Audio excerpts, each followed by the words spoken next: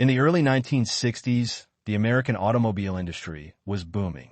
Ford, General Motors, and Chrysler dominated the streets with big, flashy, full-size cars.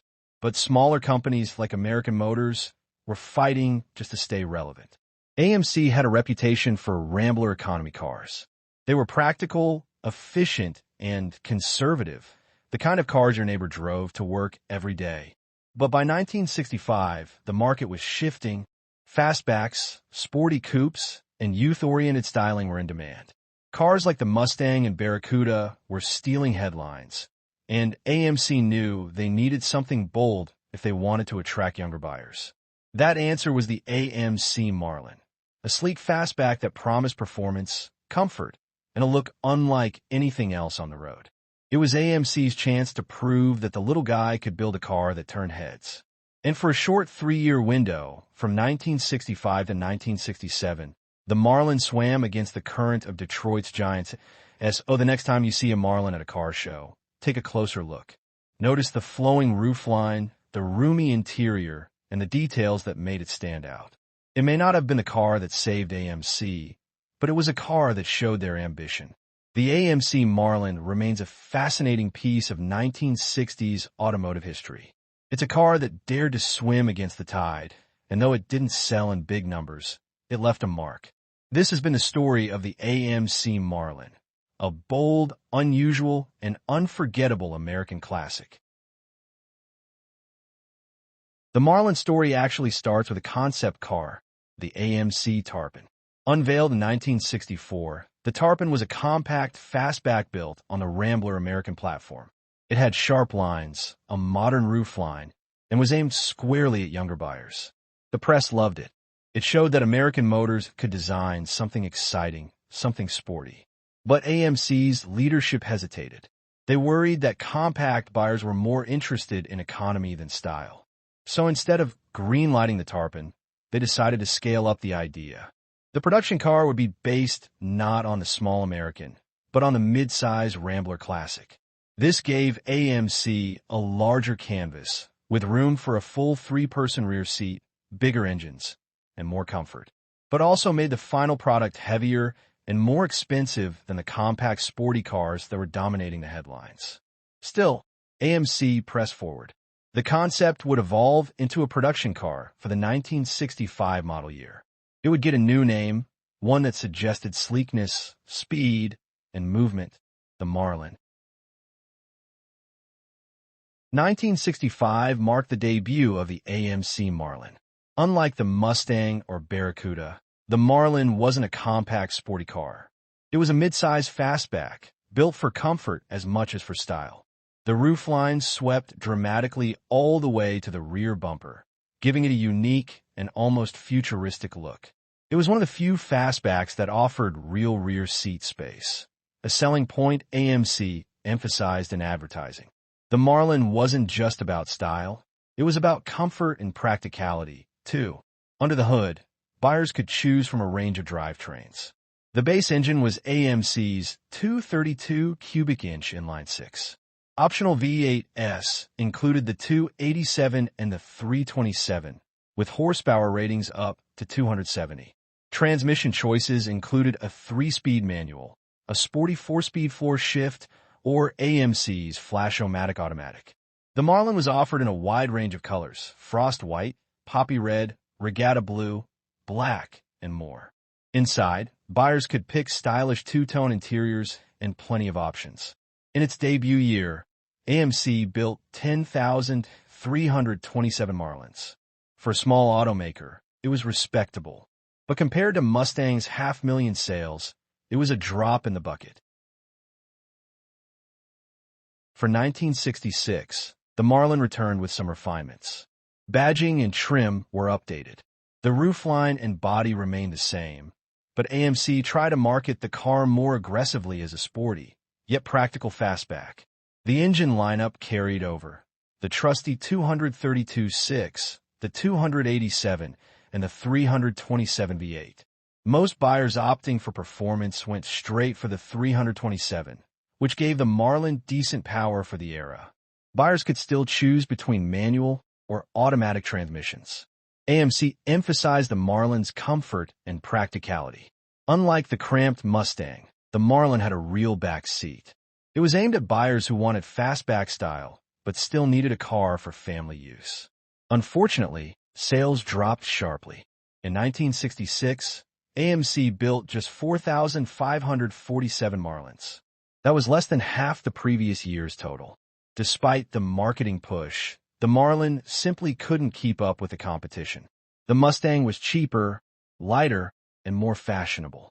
The Dodge Charger, which debuted in 1966, captured attention with its bold styling. The Marlin was stuck in the middle, and buyers weren't biting.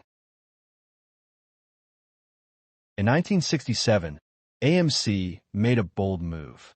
They shifted the Marlin onto the larger Ambassador platform. This gave the Marlin a longer wheelbase, more interior room, and the chance to use AMC's brand-new engines, the 343 and the 390 cubic inch V8S. On paper, this should have been a Marlin's breakthrough year.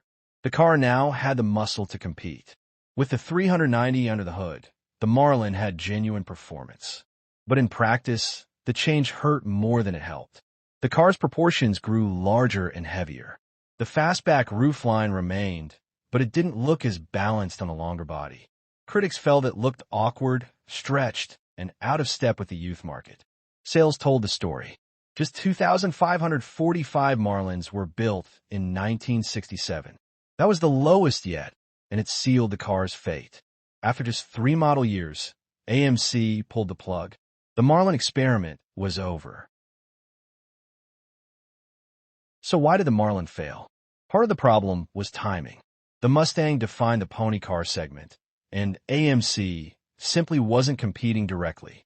The Marlin was larger, heavier, and aimed at buyers who wanted comfort as much as style. That was a tough sell in a market obsessed with youth, performance, and low prices. The Charger also hurt the Marlin. Introduced in 1966, it offered bold styling, plenty of options, and the backing of Dodge's massive dealer network. The Barracuda, while smaller, was also in the mix. The Marlin seemed caught between categories, not as sporty as the Mustang, not as muscular as the Charger, and not as affordable as the Barracuda. In total, AMC sold just over 17,400 Marlins across all 3 years. That's less than Mustang sold in a single week during its peak. The Marlin was a bold idea, but the market wasn't interested. By 1968, AMC knew it needed a new approach. The Marlin was discontinued, but its lessons weren't wasted. Instead of trying to build a big, practical fastback, AMC pivoted toward true pony cars. That same year, AMC launched the Javelin, a proper Mustang rival. Sleek, affordable, and sporty, the Javelin was exactly what the Marlin had never quite managed to be. And alongside it, AMC introduced the 2-seat AMX, a pure performance car that gave the company credibility in the muscle car era. The Marlin had been a stepping stone, proof that AMC was willing to take risks. It didn't succeed in the marketplace, but it showed that AMC could design bold cars. And it paved the way for the Javelin and AMX, which would define AMC's performance image through the late 60s and 70s. Today, the AMC Marlin is remembered as one of the most distinctive cars of the 1960s. Its sweeping fastback roofline makes it stand out in any lineup. Collectors appreciate its rarity, and restored Marlins always draw attention at shows. Because production numbers were so low, surviving Marlins are relatively rare. That makes them appealing to collectors who want something different. The cars are mechanically straightforward, sharing engines and parts with other AMC models, which makes them easier to maintain than you might expect. The Marlin never achieved sales success, but it carved out a unique place in American automotive history. It's a reminder of a time when even small companies dared to build bold, unconventional cars. In many ways, that's what makes the Marlin so beloved today. Looking back, the AMC Marlin feels like a car that was always swimming upstream. It had style, comfort, and uniqueness, but it never fit neatly into the market categories of the time. Buyers wanted compact pony cars or full-blown muscle cars, and the Marlin was neither. Yet that's exactly what makes it interesting today. In a sea of Mustangs, Camaros, and Chargers, a Marlin is a rare sight. It stands out because it dared to be different. American Motors was never afraid to take chances, and the Marlin is proof of that. For 3 short years, the Marlin represented AMC's willingness to go against the current, a bold fastback from a company best known for conservative ramblers. It didn't win in the sales race, but it won a lasting place in automotive history. So the next time you see a Marlin at a car show, take a closer look. Notice the flowing roofline, the roomy interior, and the details that made it stand out. It may not have been the car that saved AMC, but it was a car that showed their ambition. The AMC Marlin remains a fascinating piece of 1960s automotive history. It's a car that dared to swim against the tide, and though it didn't sell in big numbers, it left a mark. This has been the story of the AMC Marlin, a bold, unusual, and unforgettable American classic.